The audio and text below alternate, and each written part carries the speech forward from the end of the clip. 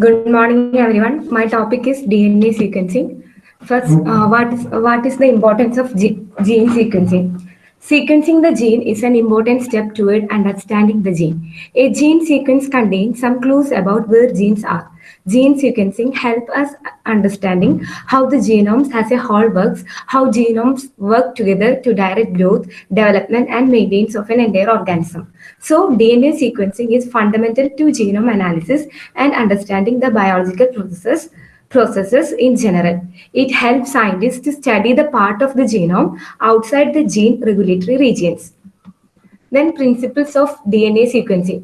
By definition, the determination of a DNA sequence requires that the bases are identified in a sequential technique that enables the processive identification of each base in turn. There are three main requirements for this to be achieved. First one, DNA fragments need to be prepared in a form suitable for sequencing. Next one, the technique user must achieve the aim of presenting each base in turn in a form suitable for identification. The detection method must permit rapid and accurate identification of the bases. Next slide. Preparation of DNA fragments. The difficulty of preparing a fragment for sequencing is largely dependent on the scale of the DNA sequencing project. If the aim is to sequence a part of the gene that has already been isolated and identified, the process is relatively straightforward and is simpler. And DNA fragments should be of suitable length and in a suitable form for the sequencing. If, however, the aim is to sequence a much larger piece of DNA, the problem is greater, and there are two approaches to this.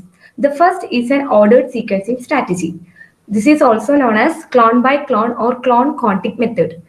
In this strategy, the fragments are tracked as a part of the strategy and their relative order is noted. The sequence is put together by reference to the order of the fragments. The second approach is called shotgun sequencing method, where the fragments are generated and processed at random.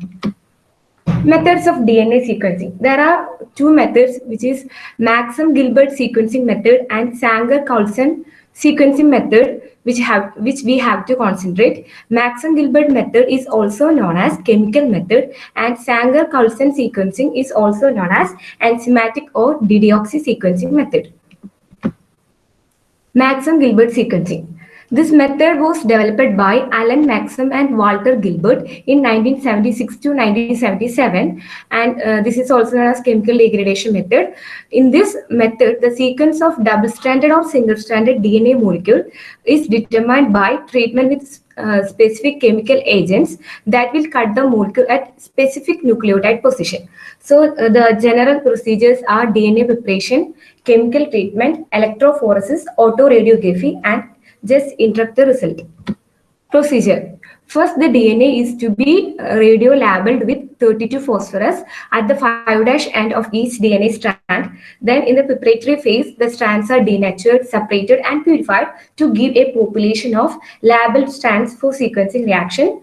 Then, next is the chemical modification. So, chemical modification of the bases in the DNA strand. This is done in 4 reaction tubes with different specificities, and the reaction conditions are chosen so that on average only one modification will be introduced into each copy of the DNA molecule.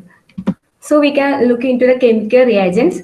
In the first tube, increase the temperature and pH by adding NaOH. That would cause fragments to break down, and while adding the dimethyl sulfate, it will cut the DNA molecule at adenine and guanine position. And in the tube 2, we will add dimethyl sulfate and piperidine, and it will cut the fragment at guanine position. And in the tube 3, we will add reagents like hydrazine and piperidine, and it will cleave at cytosine and thymine. In the tube 4, hydrazine, piperidine, and NaCl is added that would cut the fragment at cytosine positions. So now we can actually look into how this DNA sequencing is done. So for our understanding, this is our DNA sequence. This is our DNA sequence. Actually, we don't know this sequence. We have to find out the DNA sequence. But for our understanding, we can take this sequence as a reference. So by cleaving with chemical reagents. In the first tube, the cleavage will take place at adenine and guanine position. So in this sequence, there is um, uh, two guanine positions and two adenine positions are there in this sequence. So cleavage will take place at this position, at this and this. At this position, cleavage will take place, and four DNA cleaved sequence will get. Here this guanine is at one, and so it will not cleave, so we will get three cleaved DNA fragments. And while adding chemical reagents into the next test tube, that is the second test tube, G tube, we will get the DNA molecule will cleave at guanine position. So there is one guanine, and also here there is one guanine. So it will cut the DNA molecule at this guanine position, and we will get cleaved DNA fragment. And also for C and C plus T, these chemical reagents specifically cleaved at these portions, and we will get DNA cleaved sequences. So after cleavage using chemical agents, we can subject it to gel electrophoresis. Commonly, polyacrylamide gel electrophoresis is used. So, while doing the gel electrophoresis, the DNA fragments will move according to their size, and they get separated. And after the negative charge on the phosphate group of the DNA will cause it to move towards the positively charged anode, and it will get separated. So we will get DNA fragments of gene of interest. So then after subjecting it to the autoradiography, since we are radio labeled these fragments with additive phosphorus at the preparatory phase, so by subjecting it to the autoradiography, we will get an autoradiograph, and band will be formed like this. As shown in this figure, band will be formed like this. In the first tube, the band formation will be in the C and not in the first tube. In this figure, the band formation can be seen in C and C plus T region. C and C plus T region. So the common sequence, so the degraded sequence here will be C, which is the common in both this C tube and in C plus tube.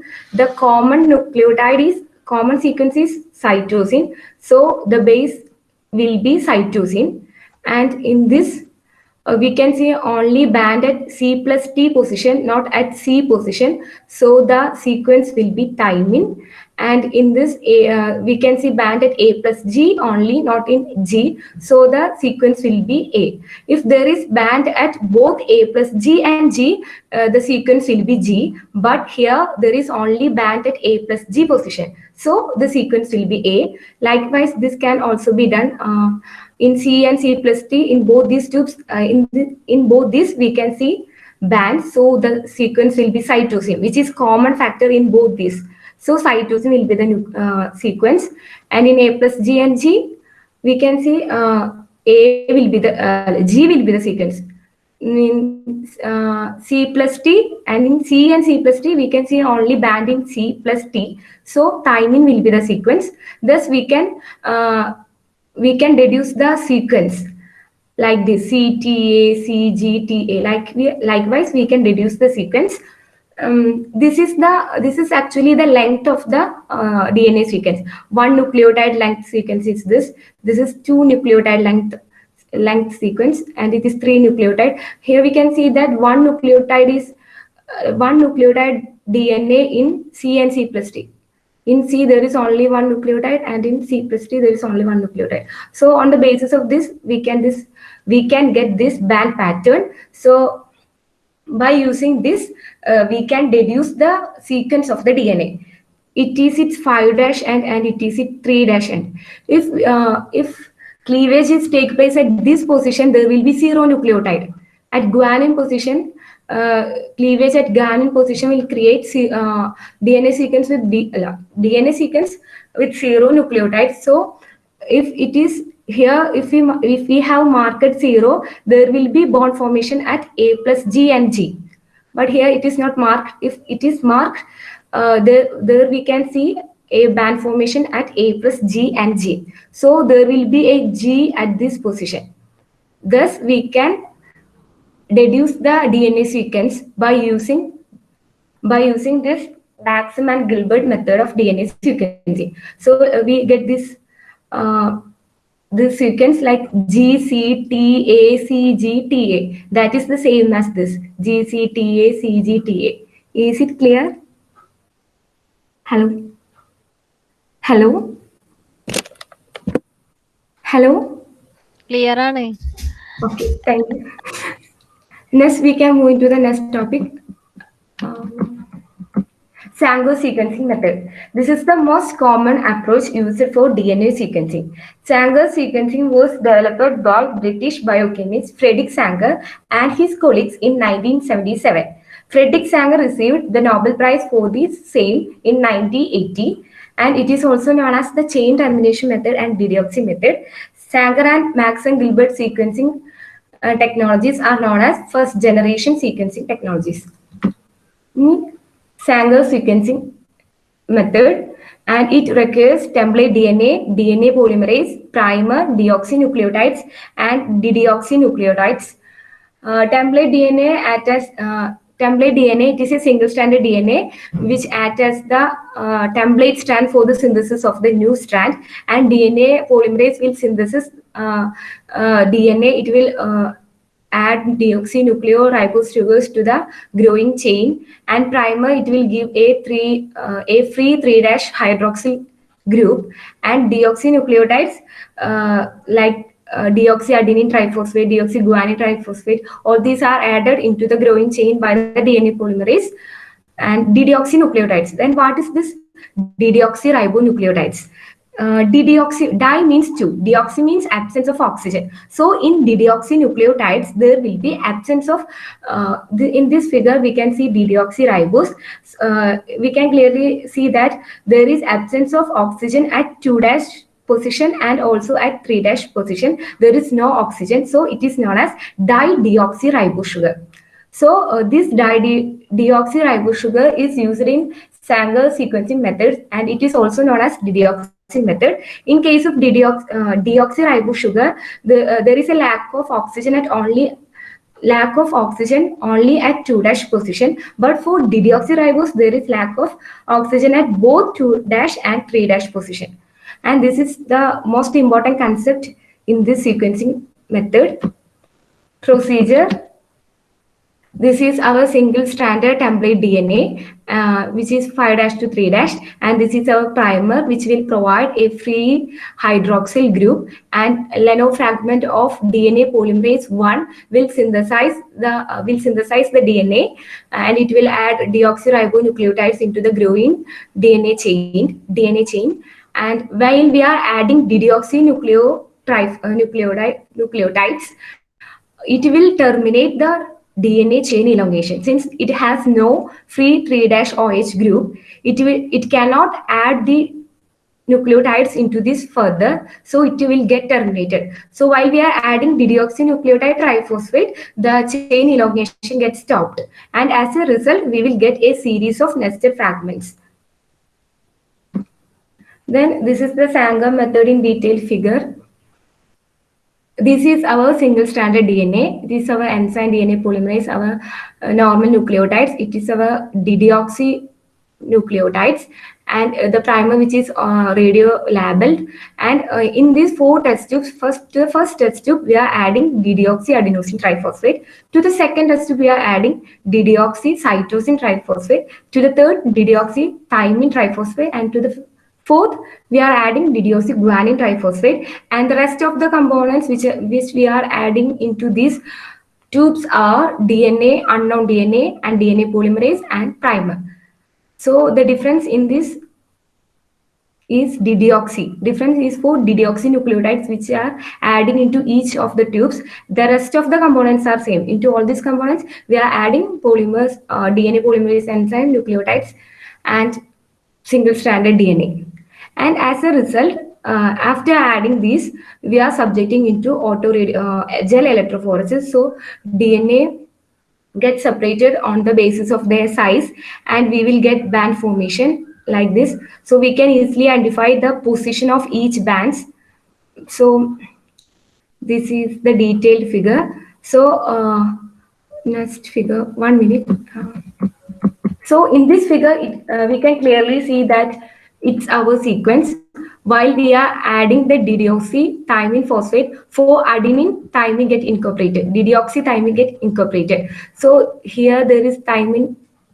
Here also we can see thymine, and here there is thymine. So at this thymine position, deoxy thymine will be incorporated and it will stop the elongation of the DNA chain, and we will get these DNA fragments. And while adding deoxyadenosine in the thymine position, deoxyadenines get incorporated. So due to these are complementary, so in the position of thymine, deoxyadenine get incorporated. So these DNA fragments we will get, and the same things happens in the case of deoxyguanine and deoxycytosine.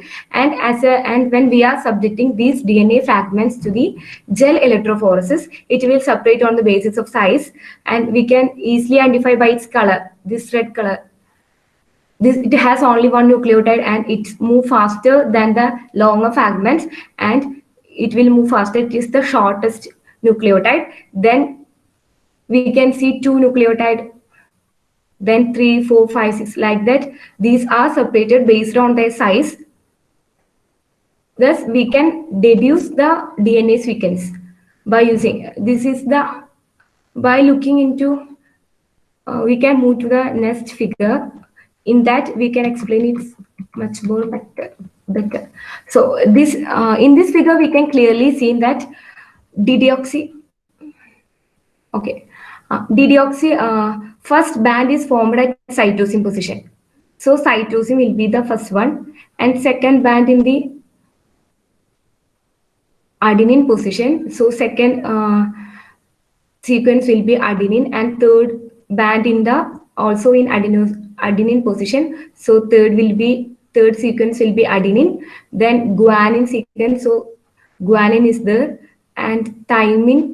The band formation is in thymine. So the sequence is like this, moving from here to here, and guanine is the last sequence.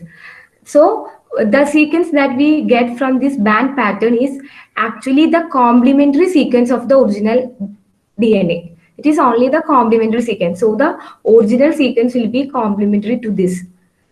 ഇതിന്റെ complementary ആയിരിക്കും ഇവിടെ ഉണ്ടാവുക. So adenine complementary thymine. So adenine pairs with thymine. So its complementary sequence will be this. So it is our actual sequence.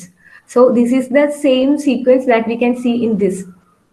Cytosine, thymine, guanine, adenine, cytosine, thymine, cytosine, guanine. So this is the same sequence. Thus we can deduce the sequence of DNA by using Sanger method. This is the same figure. We can also, the same processes happen in this also. The DNA fragments are cleaved by using deoxynucleotides, deoxythymine triphosphate. So we will get a series of nested fragments like this, and we are separating this using gel electrophoresis. And the electrophoresis conditions are mentioned here. Separation of DNA fragments created in sequencing reactions is achieved by Page. For the standard lab procedure, a single gel system is used. The gel usually contains 6 to 20% polyacrylamide and 7 molar urea, which act as a denaturant to reduce the effects of DNA secondary structure. This is important because fragments differ in only one base pair length are being separated. So the gels are very thin and are run at high power settings, which causes them to heat up to 60 to 70 degrees Celsius. This also helps to maintain the denaturing conditions. After the gel has been run, it is removed from the apparatus and it is dried onto a nitrocellulose paper sheet, and it is then exposed to X-ray film, which we have already mentioned. The emissions from the radioactive label sensitize the silver grains, which turn black when the film is developed and fixed.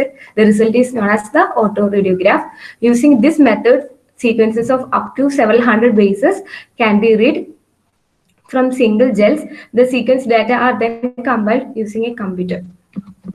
Then automated DNA sequencing. This Sanger sequencing can be automated. So automation This is the automation that enabled us to move from single gel lab based systems to large scale production line. A major advance was the use of different fluorescent label for each DDNTP in place of radioactivity. So instead of radioactivity in this automated method, we are using fluorescent label. This allows a single reaction to be run, that is read as the strands are hit with a laser and passed by an optical sensor. The information about which DDNTP terminated the fragment is directly fed into the computer. Here we can see its figure. This is the automated DNA sequencing method. Here we are using fluorescent chain terminating nucleotides, fluorescent DDNTPs, and laser beam is using. And the second modification was the replacement of large slabs of polyacrylamide gels with very thin, long glass capillary tubes filled with gel. These tubes can dissipate heat more rapidly, allowing the electrophoresis to be run at a higher voltage, greatly reducing the time required for separation. This modification with the resulting automation and increased throughput used in the era of whole genome sequencing. And second generation sequencing in 2005 and subsequent years have marked the emergence of new generation sequences to overcome the limitation of first generation sequencing. The next generation sequencing technologies is used to eliminate the first generation, the problems of first generation sequencing methods, that is the time consuming gel separation and reliance on human labor. In order to reduce these, second generation sequencing technologies introduced. It aided in the automation and scaling up of the procedure. This still required PCR amplification of the starting material, which is first randomly fragmented and then amplified. In the preparative phase, the DNA fragments are getting amplified. So in this method also, we need to amplify those DNA fragments. There are a variety of next generation sequencing techniques, which includes colony sequencing, massively parallel signature sequencing, 454 pyro sequencing, Illumina sequencing, combinatorial probe anchor synthesis, solid supported oligonucleotide ligation and detection sequencing, and ion tolerant semiconductor sequencing. The 454 sequencing is based on the pyro sequencing method, which is based on detection of pyrophosphate, which is released while we are adding new DNA to the DNA strand. And third generation sequencing. When the genomes are so complex with many repetitive areas that second generation sequence technologies are incapable to solve them. So relatively short reads made genome assembly more difficult. As a remedy, developed the third generation sequencing. In the third generation sequencing, it will avoid these problems by directly sequencing the material like DNA or RNA and still giving multiple short fragments longer than the fragments in second generation sequencing. These third generation of sequencing have the ability to offer a low sequencing cost and easy sample preparation without the need for PCR amplification in an execution time significantly faster than SGS technologies, second generation technologies. It's very faster, and real-time sequencing methods in development are nanopore sequencing and tunneling current sequencing. And this is all about the DNA sequencing.